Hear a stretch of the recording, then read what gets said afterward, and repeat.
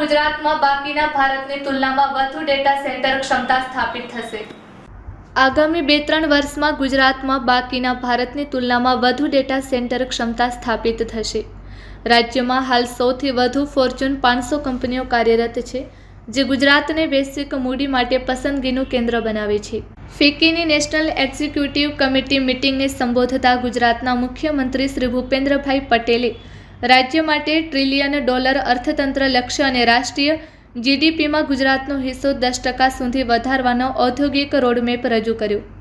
મુખ્યમંત્રી શ્રી ભૂપેન્દ્રભાઈ પટેલે પ્રધાનમંત્રી શ્રી માર્ગદર્શન હેઠળ ઉદ્ઘાટિત 2 સેમિકન્ડક્ટર ફેબ્રિકેશન પ્લાન્ટ્સનો ઉલ્લેખ કરીને જણાવ્યું કે ગુજરાત વૈશ્વિક સેમિકન્ડક્ટર સપ્લાય ચેઇનમાં મહત્વપૂર્ણ બની રહ્યું છે।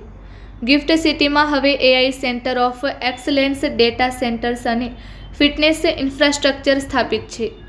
મુખ્યમંત્રીએ સેમિકન્ડક્ટર, ગ્રીન હાઇડ્રોજન, IT અને ITES અને ગ્લોબલ કેપેબિલિટી સેન્ટર માટેની નીતિઓનો સંદર્ભ રજૂ કર્યો અને રાજ્યની 2050 સુધી કાર્બન ન્યુટ્રાલિટી પ્રતિબદ્ધતા પુનઃસ્થાપિત કરી।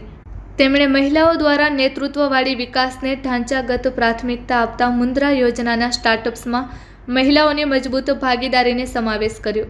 વિકસિત ભારત એટલે વિકસિત ગુજરાત અને ફિક્કી આ યાત્રામાં હંમેશા સક્રિય ભાગીદાર રહેશે, એમ તેમણે જણાવ્યું।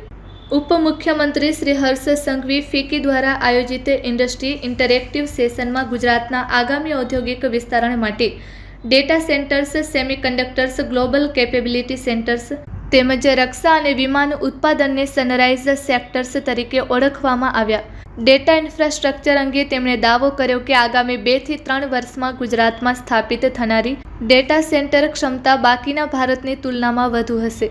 તેઓએ ઉમેર્યું કે બેચરાજી, વડોદરા અને દક્ષિણ ગુજરાતમાં સમકક્ષ ઔદ્યોગિક ઇન્ફ્રાસ્ટ્રક્ચર તૈયાર છે, જેથી કોઈ એક કોરિડોર બોટલનેક ન બને। Report by Ashwin Limbachiya, Ahmedabad.